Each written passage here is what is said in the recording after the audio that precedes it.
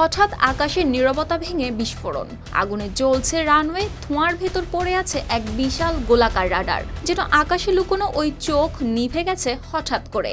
ইরানি ক্ষেপণাস্ত্রের আঘাতে ধ্বংস হয়েছে মার্কিন বাহিনীর অত্যন্ত গুরুত্বপূর্ণ বোয়িং E-3 সেন্ট্রি রাডার বিমান।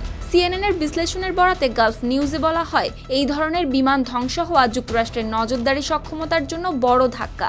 সামরিক বিশ্লেষক সেড্রিক লেইটন ইঙ্গিত দেন, এতে যুদ্ধবিমান নিয়ন্ত্রণ করা ও শত্রুপক্ষের ক্ষেপণাস্ত্র শনাক্ত করা আরও কঠিন হয়ে যেতে পারে। সৌদি আরবের প্রিন্স সুলতান বিমান ঘাঁটিতে এই হামলার ঘটনা ঘটে। হামলার পর সামাজিক যোগাযোগ মাধ্যমে ছড়িয়ে পড়ে ধ্বংস হওয়া বিমানের ছবি। পরে স্যাটেলাইট ছবির সঙ্গে মিলিয়ে নিশ্চিত করা হয় ঘটনাটি সত্যিই ঘটেছে। এতে অন্তত 10 জন মার্কিন সেনা আহত হলেও নিহত হয়নি কেউই। এই রাডার বিমানগুলো অনেকটা আকাশ চোখের মতো। একটি বিমানই 1,20,000 বর্গমাইল এলাকা পর্যন্ত নজরদারি চালাতে পারে। ফলে যুক্তরাষ্ট্রের কাছে এমন একটি বিমান ধ্বংস হওয়া যেন যুদ্ধের ময়দানে ইরানের বড় সাফল্য।